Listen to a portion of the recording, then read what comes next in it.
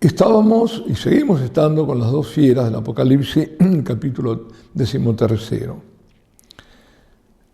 Portentos mendaces, por tanto, no verdaderos milagros, ni tampoco ficciones o prestidigitaciones. Está diciendo que está hablando ahora de la fiera de la tierra, del pseudo profeta, falso profeta, el anticristo religioso, o el precursor del anticristo del otro. Porque lo lleva todo a adorar al final a la primera fiera.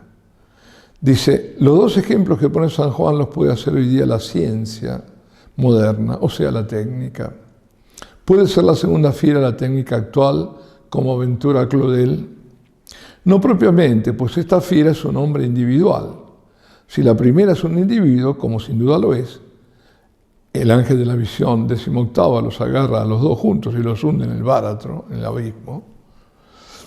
Piper dice que esta fiera representa la propaganda sacerdotal del anticristo, recordando la dedicación de los paganos sacerdotes de Júpiter a la propaganda del Divus César, el culto divino del emperador. El jefe de esa propaganda es pues un hombre religioso y a la vez un ingeniero electrónico, diríamos hoy. Domina la técnica, la tecnología. Soloviev, en su notable leyenda, lo corporizó en la figura de un obispo asiático, Apolonios, una especie de genio religioso, ducho en ciencia moderna y a la vez en la magia y faquirismo del Oriente, el cual se pone primero a hurtadillas y después abiertamente al servicio del emperador plebeyo, el anticristo, como antaño Apolonio de Tiana. Este apóstata, el penúltimo papa, por presión del emperador, lo nombra cardenal. Mientras el último, es decir, cardenal al emperador, mientras el último papa, el último Petrus II, cardenal Simón Brionini, lo execra, pero nada puede contra él. Petrus II, como es alusión a Pedro Romano, ¿no? Petrus Romanos. Notable imagen, apoyada incluso en que algunos intérpretes vieron en los dos cuernos, como de cordero, una mitra de obispo. Lo cual no quiere decir nada, por supuesto, contra las mitras actuales, sobre todo las santamente llevadas. Y hablaba como una serpiente, aunque parecía el aspecto de virtuoso, de humilde, ¿no? Y todo el poder de la primera lo hacía delante de ella. O sea, lo actuaba, lo representaba, lo volvía efectivo y convincente, cosa propia de la propaganda, que sabemos qué poder tiene incluso hoy día, el cual se acrecerá a medida que aumente la cretinización de las masas y la perfección de los instrumentos técnicos de difusión. Ha aumentado mucho la cretinización de las masas por obra de estos medios, se creen todo. Y esto se ha aumentado mucho, y ahora pueden disimular que si una persona, una inteligencia artificial, vaya a ver lo que harán, ¿no? Dice, esta historia de una religión falsa, falseada, falsificada, falluta, de falo, falere, caer. Fasula también se podría decir. Fasula se usa en italiano también. Y es una palabra hebrea y quiere decir falso. Eso me lo dijo un rabino, bueno, no sé. Yo creo que es así. La veremos recurrir de nuevo en la visión 16, 16ª, la gran ramera, esta religión falsa. Y la tal religión, es decir, por un lado está la mujer, que en ese caso puede asumirse que es además de la Virgen, la Iglesia, y de otro lado está la ramera, la prostituta, la gran prostituta, la religión falsa. Dice, la tal religión fornicaria es necesario para que pueda surgir el culto sacrílico al anticristo. Es decir, todas las herejías ahí adentro. ¿Qué se dará en el templo de Dios haciéndose como si fuese Dios? Según predice San Pablo. Lo cual llama a Daniel la abominación de la desolación y repite Jesucristo. Hizo signos grandes, incluso fuego hizo caer del cielo a la tierra delante de los hombres y sedujo a todos los habitantes de la tierra por los signos que hacerle fuera dado delante de la fiera, diciendo a los habitantes de la tierra, hacer una imagen de la fiera, la que tuvo la herida de la espada, y vivió. Y dado le fue animar la imagen de la fiera, tal que hablase la imagen de la fiera, y hiciese que todos cuantos no se arrodillasen a la imagen de la fiera, fueran muertos. Todo esto es texto del Apocalipsis, ¿no? Estos dos portentos se pueden hacer hoy día, dice, en aquel momento, hoy más, con la bomba atómica y la televisión satelital, decía, que empezaba. Hace más de un siglo, en los sermones de Adviento, el entonces presbítero John Henry Newman explicó a sus oyentes de Oxford que esos portentos de que avisó San Pablo podían ser grandes inventos de las ciencias naturales. Y eso que Newman no conocía entonces, sino el telégrafo y la aeronáutica, es decir, los globos aerostáticos. Y no tenía idea del mal uso que de ellos se había de hacer en la Gran Guerra, es antes de la Primera Guerra Mundial, ¿no? Cuando él habla. También Donoso Cortés y Baudelaire advirtieron casi en el mismo tiempo que con el control del telégrafo y los periódicos, cualquier imbécil puede dominar a un gran país. No conocían aún ni la telefonía sin hilos, ni la televisión, ni las bombitas IH, de hidrógeno. Y ni que hablar, bueno, ahora entonces, ¿no? Con todo lo que tenemos, el bagaje que hay. Lo hemos visto, el que quiere verlo lo ve, lo hemos visto, no hace mucho. Las hechicerías y magiquerías que imaginaron los padres antiguos para hazañas del pseudo profeta, tal como las de Simón el Mago y Apolonio de Tiana, nos harían más bien reír ahora a nosotros. Hacer brotar una serpiente tirando al suelo una vara, eso y más puede hacerlo el prestigitador Udine en el escenario, era famoso en su época. En cambio nos vamos boquiabiertos y enajenados detrás de la religión de la ciencia, ¿no? Entre comillas, actual, que cuando es buena, lo más que puede otorgarnos es confort, y cuando no, puede destruir el mundo después de haberlo engañado. Sigue el texto, y hará que todos, pequeños y grandes, ricos y pobres, libres y siervos, que se les dé a todos una marca en la mano diestra y en sus frentes, y que nadie puede comprar ni vender si no lleva la marca, el nombre de la fiera y el número de su nombre. Las listas negras, dice, comerciales, las hemos conocido ya en la Segunda Gran Guerra. A mí, dice, no me quisieron llevar en avión a Córdoba, donde tenía un hermano enfermo, porque estaba en la lista negra, como germanófilo, cosa que hasta hoy no estoy seguro de haber sido. Y yo me decía amargado que un argentino, dentro de la Argentina, por una compañía argentina, era castigado por un crimen que no había cometido, por cuenta de los extranjeros. El castigo fue muy relativo, porque ese avión se cayó. Peor empero, dice, va a ser en tiempos del anticristo, porque va a ser universal y totalitario. En otro tiempo, los perseguidos políticos tenían el recurso de emigrar, pero entonces no podrán, ni habrá embajadas con derecho de asilo. Lo tendrán todo el mundo.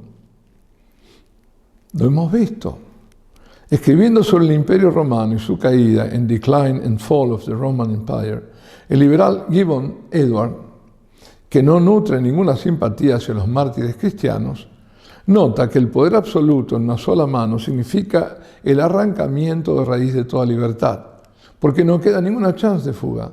Cuando el poder cae en manos de uno solo, el mundo entero se convierte en una cárcel para sus enemigos, cosa que no dejamos de palpitar hoy día, en que la mano de Rusia alcanzó a Trotsky en México, eso sí, Stalin. Escapó a México y ahí igual lo mataron. En un diario de la Gran Guerra, Nebel saca la recta conclusión de que en una ya inminente Organización Mundial de las Naciones, desde el respeto a la libertad hay que objetar que ya no habría lugar alguno donde el hombre pudiese emigrar. En el Westsat del ideal de Kant, que dije, bueno, Wellstatt, perdón. Dice el filósofo, ya no habría más guerras extranjeras. La contraparte es que habría operaciones policiales, que será peor que la peste. La marca de la bestia será probablemente brazaletes o muñequeras junto con una señal en la visera, una vincha que llevarán el signo tal o cual. El número 666, se pregunta. Bueno, ni siquiera eso ahora hace falta, los chips, y no sabemos qué, si después de los chips, qué podrían poner. Quizás dice con un significado sacrílego o obsceno, que los cristianos no podrán aceptar. Así llevaban los seides de Hitler en tiempo de la Gran Guerra la cruz gamada, solo que ahora será universal, grandes y chicos, dueños y siervos. Algo de eso pasó en tiempo de Diocleciano César, el persecutor más universal que hasta ahora ha habido de los cristianos. No podía comerciar, vender, comprar ni viajar el que no tuviera la tésera, el carnet, testimonio de haber rendido culto al César. Los católicos, es que se llamaba tésera, creo, sí, en latín. Los católicos fueron despojados de sus bienes en tiempos de Isabel I de Inglaterra, la pequeña nobleza rural. A fuerza de multas reiteradas a los que no asistían a los oficios protestantes y los que decían misa o la oían o simplemente ocultaban a un sacerdote, eran ahorcados por traidores a la patria, a veces después de tremendas torturas. Dice luego el texto, aquí hay sabiduría. El que tiene intelecto calcule el número de la fiera, pues es un número de hombre. Su número es JXS. Es una gematría usual entre los pueblos del Mediterráneo, sobre todo los hebreos. Como en hebreo y en griego y en latín también, los números se expresan con letras, ponían nombres con números. Este aquí es 666. ¿Qué nombre expresa esa cifra? Esto ha dado que hacer a los exégetas y sobre todo a muchos que no lo son. Innúmeros nombres han sido compuestos con esa cifra, de modo que los más seguros en este caso son los que declaran no estar seguros, como puede verse en el capítulo 2 del cuaderno 2 de nuestros papeles de Benjamín Benavides. Muchísimos nombres son posibles. El español, el Beato de Liébano, propuso 7 diversos, fabricados por el lingüista Aretas. San Ireneo propuso Teitán, nombre de Apolo, y Lateinos, designado al emperador romano, prefiriendo este último, lo mismo que sus discípulos. Muchos padres vieron el nombre aceptado hoy por la exégesis moderna, Nerón. En letras hebreas, César Nerón, aparecen esas letras que son como si fuera la J, la S y la S, ¿no? La J, la S, la X y la S, como lo decía el padre. Bueno,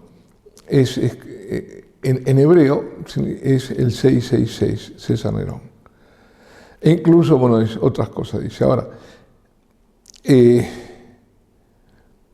dice que incluso cambió el número 616, como está en algunos códigos, muy improbables, para que diera Nero César en letras latinas. Esta hipótesis fue hecha a prevalecer por los libros de 4 eruditos alemanes, Fritsche, Ben-Ari, Hitzig y Royce.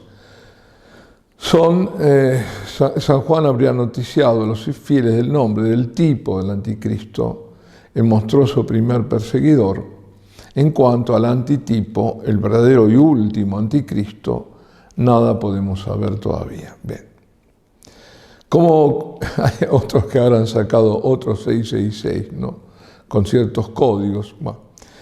Como curiosidad, diremos que con este número muchos se han divertido, designando a sus enemigos. En el medioevo se compuso con él Mahoma.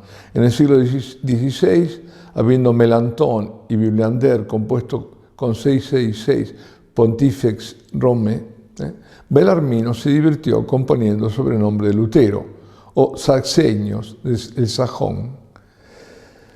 En el siglo XIX, un royalista francesa con el nombre de Napoleón y un dominico gran hebraísta, José Dusot, el de la francmasonería, con una pequeña trampa. En tiempos de la Primera Gran Guerra sacaron al Kaiser Guillermo y durante la Segunda un profesor polaco sacó a Hitler, con el artificio de aumentar las letras del alfabeto y añadirle 100 a cada una, trampa también.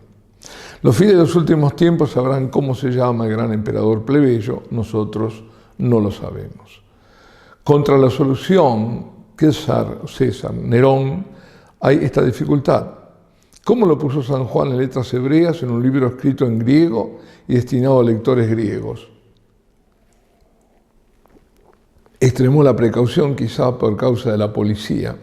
Era muy peligroso que pudieran leer el nombre de César tachado de fiera en un libro cristiano. Claro. Es decir, más enigma al enigma le puso. Veremos más tarde que San Juan tomó los elementos de su profecía sobre el último siglo de las circunstancias que lo rodeaban en aquel primer siglo. Es decir, vio la última persecución al trasluz de la primera, tipo y antitipo. Lo mismo que hizo Cristo en sus sermones escatológicos en Mateo 24, profetizando a la vez la destrucción de Jerusalén y la parucía. Bueno, aquí nos detenemos.